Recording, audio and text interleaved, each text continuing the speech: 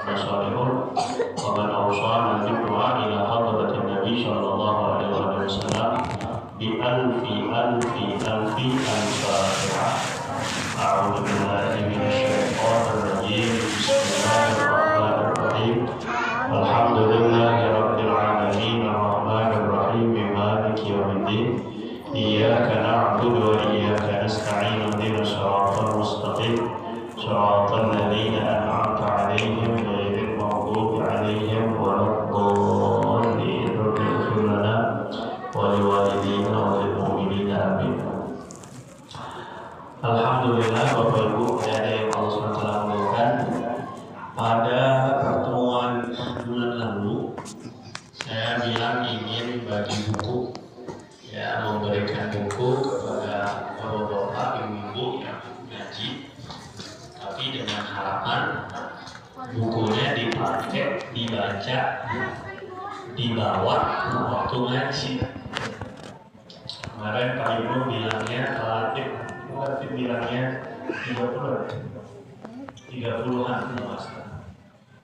Jadi ini silakan untuk saya nggak tahu baiknya bagaimana, taruh di musola aja. Jadi kalau ngaji ke bawah, tahu di bawah masing-masing, tapi ngaji.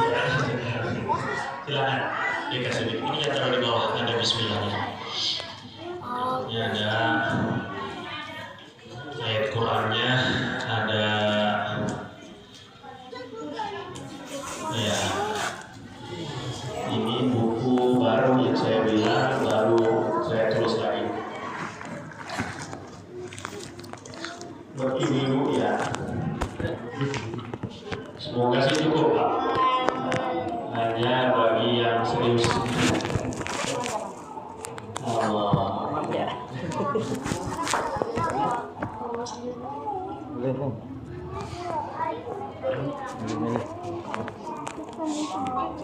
Oh, kurang. Ya. Alhamdulillah. Ini kemarin sudah saya baca pendahuluannya, sudah sedikit saya bahas. Jadi sebelumnya saya gini Pak. Alhamdulillah Allah itu mengatur dan menjadikan, mempermudah salah satu lahan dan sayap dakwah kami adalah kepada teman-teman mu'alaf, orang-orang yang baru masuk Islam atau tidak lahir dari Islam, tidak Islam dari lahir, sehingga mereka perlu ada pembinaan, perlu ada pembimbingan, juga perlu ada komunitas. Nah, komunitas atau yayasan yang saya punya, yang saya bina, Yayasan Mu'alaf ini namanya PAMI. Itu ada logonya yang paling depan itu Al-Ihsan, Persaudaraan Al-Ihsan Mu'alaf Indonesia, yang ada bertempat di Cibinong. Jadi alhamdulillah santri kita atau binaan kita mu'alaf itu ada sekitar 20-an. Cuma biasanya kalau kajian paling yang hadir sekitar 20-an. Dengan berbagai latar belakang agama sebelumnya. Ada yang Konghucu, ada yang Katolik, ada yang Kristen, ya, Protestan, gitu ya. Nah, jadi ada yang Hindu juga ada. Jadi alhamdulillah, sehingga saya nulis untuk mereka menjadi patokan dan dasar belajarnya. Jadi nggak nyeleweng gitu maksudnya. Dan kadang-kadang Pak, teman-teman mu'alaf ini memang masuk Islam terus dilepas gitu aja. Kalau yang rajin, alhamdulillah dia mungkin mengkaji terus, dia bahkan alhamdulillah tuh di antara saudara kita yang mu'alaf, kemarin saya ceritakan ke Bapak ya, sudah ada yang S2 pendidikan agama Islam dan sudah selesai hafalan Qurannya. Alhamdulillah. Nah, jadi kita ingin teman-teman mu'alaf lainnya pun juga sama, makin kuat agamanya, makin kuat ilmunya, termasuk dari sosial maupun dari sisi finansial keuangannya. Nah, jadi Pak, saya menggerakkan ataupun juga mengarahkan biar jamaah saya punya majelis, begitupun juga santri pondok, begitupun juga dengan mualaf, ini gimana punya kebaikan, punya peningkatan dalam segi 4 hal. Gitu ya Pak. Yang pertama sisi spiritual, agamanya kudu benar, ilmu agamanya harus benar, termasuk juga hatinya, ibadahnya, imannya, akhlaknya, ini spiritual satu.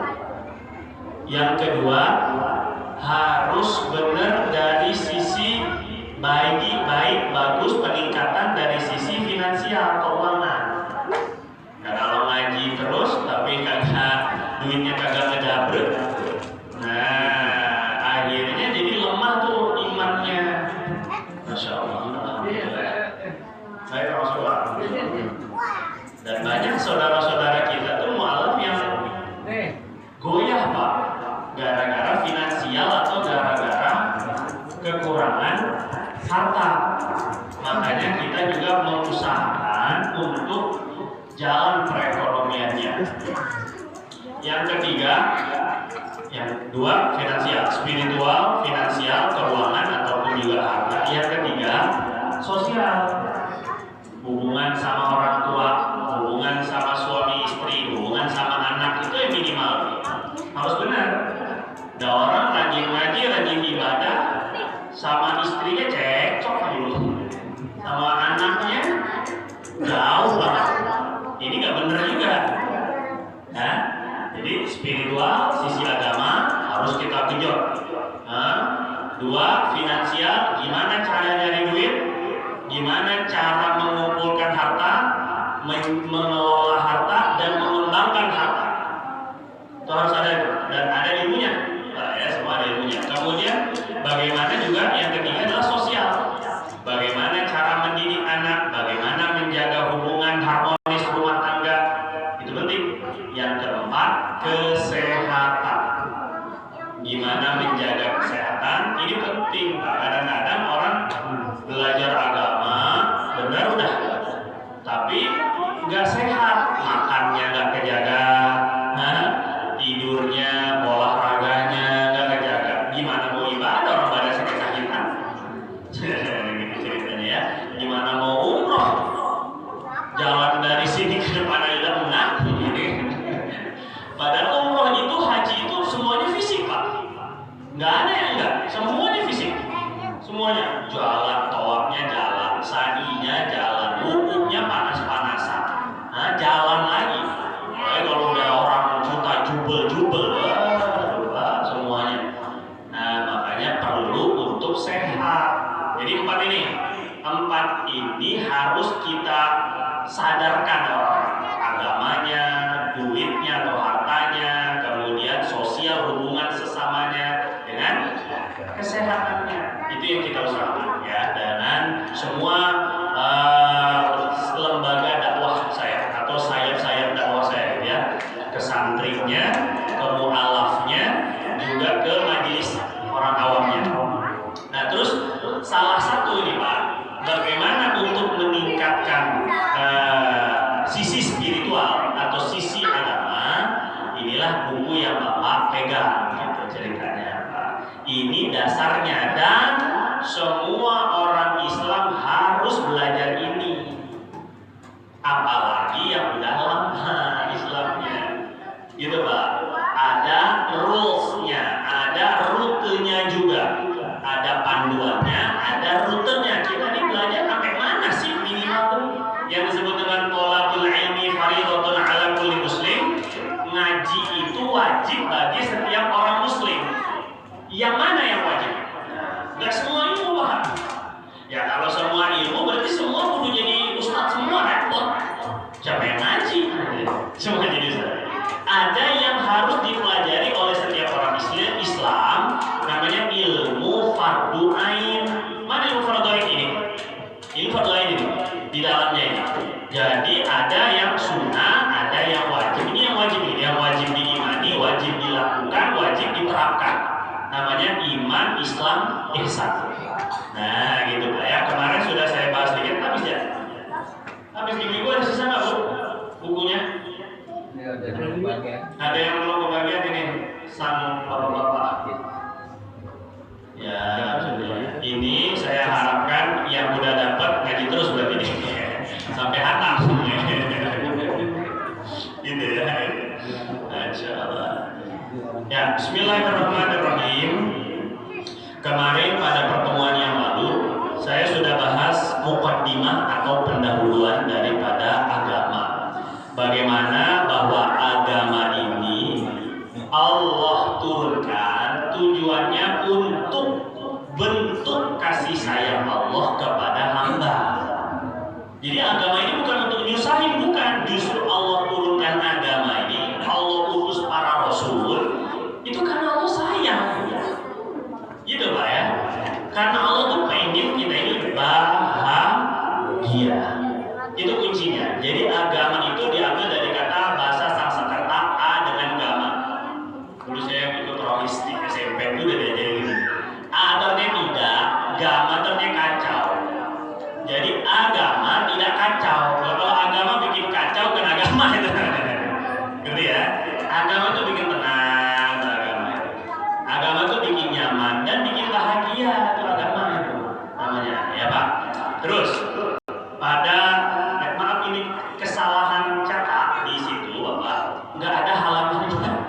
Ini minta maaf ya, minta maaf ini sang editor kelupaan memasukkan halamannya gitu ya. Jadi bapak-bapak ya kalau nanti itu bapak mau ambil, mau bawa silakan. Tapi saya harap manfaat ya. Nanti kalau ngaji dibawa lagi, misalnya di rumah mau dibaca-baca monggo silakan, terserah. Mau ditaruh aja di musola ya silakan juga, gitu ya. Biar takutnya ketinggalan nanti pas lagi waktunya ngaji kagak bawa jadinya ya. Terserah itu Pak ya. Tapi karena nggak ada halamannya jadi ya wayahna gitu ya. Jadi bapak halamin sendiri dah, kasih halaman sendiri di manual ya. Bismillahirrahmanirrahim. Pendahuluan yang pertama atau yang halaman pertama itu sudah saya bahas sedikit banyak. Maka di halaman kedua, contohnya Allah tuh ingin sekali bahwa kita itu bahagia. Contohnya dalam firman Allah surat An-Nisa ayat 29, wala taqtulu anfusakum innallaha kana bikum rahima. Udah ketemu Pak ayat Qurannya? Nah, ya. Jangan bunuh diri kalian. Kebaca Pak Ji? Kalau baca nanti editor tolong kasih tahu ada apa baca ini gimana ini. Jadi biar kebaca ini pakai penglihatan batin ya Pak Ji. Mata batin ini terlalu kecil ya jadi kan. Kalau di sini gede soalnya beda soalnya cetak beda. Kecil bener ya? Hah? Kecil banget ya Pak? Biar fokus. Nah, jangan kalian bunuh diri, kata Allah. Sesungguhnya Allah itu sayang banget, maha pengasih kepada kalian. Quran surat An-Nisa. Ini bukti bahwa Allah itu memang kita ingin kita tuh bahagia. Semua orang hidup di dunia ini pasti menginginkan kebahagiaan. Benar ya Pak? Ngapain kawin? Pengen bahagia. Ngapain nyari duit? Pengen bahagia. Ngapain olahraga? Pengen bahagia. Ngapain main game? Pengen bahagia. Semua pengen bahagia semua. Mau yang kecil, yang gede, yang tua, yang muda, laki, perempuan, semua pengennya bahagia. Dan itulah doa kita, Rabbana atina fid dunya hasanah wa fil akhirati hasanah. Ini nggak usah minta macam-macam, kalau pengen bahagia dan di dunia, bahagia di akhirat. Nah, cuma ini lanjutnya. Namun banyak orang yang keliru memahami jalan kebahagiaan itu. Akhirnya orang nyarinya yang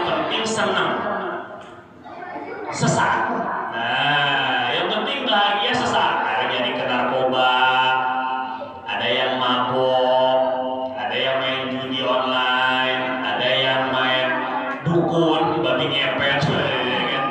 Pengen cepat bahagia, salah memahami jalannya. Nah ini yang keliru tuh di sana. Mereka menyangka jalan kebahagiaan itu berasal dari keduniaan, harta, jabatan, penampilan, ketenaran, dan semisalnya. Menganggap bahwa dunia ini bisa membahagiakan, gitu ya. Lantas bagaimana sebenarnya jalan menuju kebahagiaan tersebut? Nah ini saya kasih analogi, karena saya ngobrolnya sama para mualaf, gitu ya Pak. Kenapa Allah menurunkan Islam ini untuk membahagiakan? Nah, saya bilang ini, kasih analogi, saya kasih gambaran gini. Setiap guru yang membuat soal ujian untuk muridnya, pasti guru tersebut yang paling mengetahui jawaban yang benar dan cara penilaian yang tepat. Gimana jawabannya dan gimana nilainya. Bisa paham saya bilang? Guru tuh gitu kan, dia ngasih jawaban, dia ngasih soal, yang paling tahu jawabannya siapa? Ya gurunya.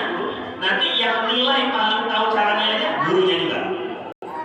Begitupun Allah. Allah Subhanahu wa taala menciptakan kehidupan. Allah yang menciptakan kita itu udah pasti yang paling tahu gimana kehidupan yang benar dan membahagiakan.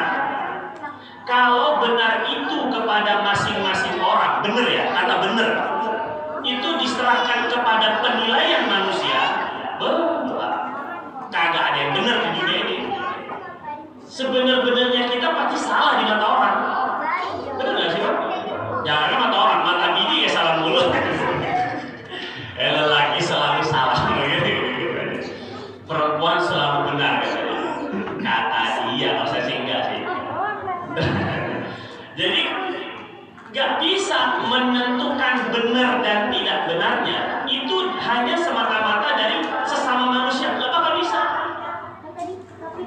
Saya waktu pernah ikut lomba baca kitab se-Jawa Barat, itu kan ada teman, ada anggota dewan Pak dari PKS, itu bilang gini katanya, kami ini mengusahakan undang-undang di DPR, undang-undang melarang peredaran minuman keras.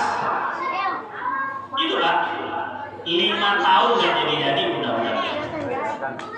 Kalau yang jelas ini minuman keras, siapa orang Islam yang nggak tahu kalau minuman keras itu haram? Siapa nggak tahu Pak? Nggak ada kan? Kalau ada yang nggak tahu kebangetan itu orang purba. Dan kebanyakan anggota DPR agamanya apa? Islam. Dari 500 kursi itu DPR RI ya, itu kebanyakan Islam Pak. Mayoritas umat Indonesia pun kebanyakan umat Islam. Masa cuma sekedar menghalang ngetok palu aja susah? Karena apa Pak? Karena tadi kebenarannya menurut masing-masing. Satu punya kepentingan, kita kalau ini dilarang, ini usaha saya di sini. Situ ada usaha macam-macam lah pokoknya. Ini ada pemasukan dari pabrik anu misalnya. Ini ada, akhirnya nggak beres-beres. Jadi gitulah ya. Kalau benar itu harus dinilainya kepada orang, nggak semua orang mau benar. Nganggap benar itu nggak semua, nggak bisa. Begitupun sama dengan bahagia.